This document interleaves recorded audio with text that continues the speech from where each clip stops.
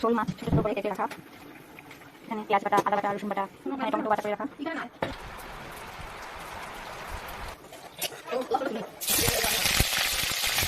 কড়াই থেকে তেল দিয়ে পেঁয়াজ বাটা দিয়ে দিলাম,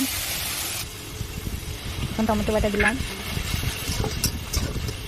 একটু নাড়াচাড়া করে ঢেকে রেখে দিলাম। ঢাকনা খুলে এখন রসুন বাটা, নুন আন্দাজ মতো দিয়ে দিলাম, হলুদ গুঁড়ো, জিরে গুঁড়ো, ধনে গুঁড়ো, মরিচের গুঁড়ো দিয়ে দিলাম, কাঁচা লঙ্কা দিয়ে দিলাম। এখন ম্যারিনেট করা মাছগুলো দিয়ে দিলাম, নুন হলুদ দিয়ে ম্যারিনেট করা মাছগুলো দিয়ে দিলাম। ঢাকা দিয়ে কিছুক্ষণের জন্য রেখে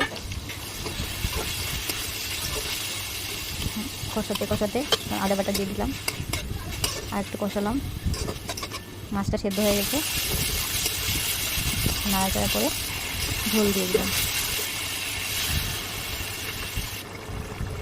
গরম মশলা দিয়ে নামিয়ে নিলাম।